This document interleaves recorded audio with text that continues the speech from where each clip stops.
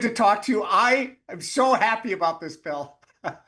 How's it going, Gino? Good. I vividly remember this story when it happened because that's how old I am. But Okay, wow, yeah. tell me how you become Tony. Tell me of the preparation involved. Um, there's plenty of source material to go off of, everything from the 911 calls are archived and you can listen to them. You can listen to his phone calls into the radio station, all of the news footage, the press conference at the end is all recorded and easily accessible through YouTube. So there was a lot to sort of go off of in that regard. Um, of you know, at the same time, there's like I kind of dug myself into this hole of just like uh watching so much of the real guy and listening so much to his voice and how he sounded and how he talked, and then at the same time just kind of looking at images of him and then myself and feeling like we're just too different, we're just so physically so different, and I was quite worried about it, like I don't know if I'm right for it, like you should cast someone that's shorter or older or whatever,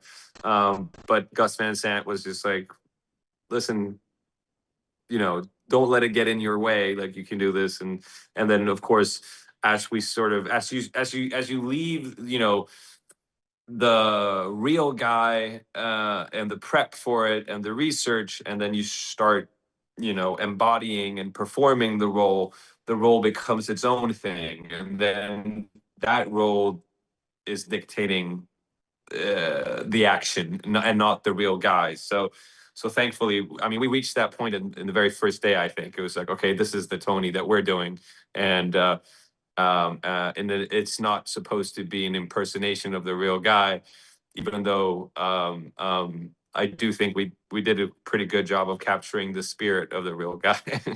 Absolutely. And that's what I love. That's why I appreciate your work because you're unrecognizable in this role. And I think that's what an actor wants. They want to disappear into a role. And having Gus Van Sant, that doesn't hurt, does it?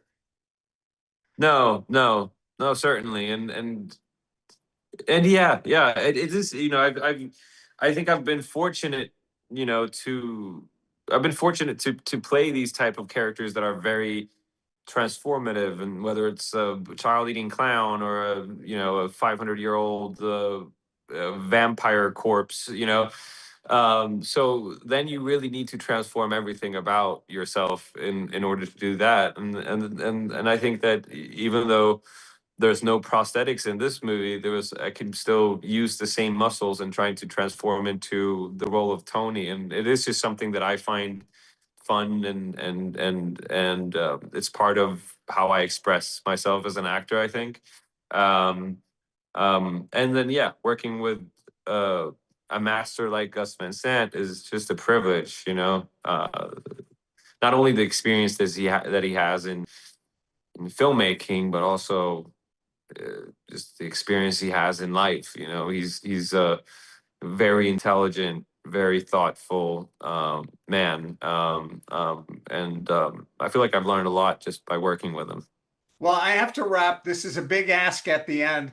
Your family's so talented. Can I become a Skarsgård in any way? Can I change my name legally? Are We'll take you. We'll take you. Come over to Sweden. We'll cook you a meal, and there's a whole sort of uh, initiation ritual. That I can't get into details, but you'll come out a Skarsgård in the end of it. If you survive. all right. That's all I can ask for. You're the An best. old Thank you. I love a watching your blood career. Viking,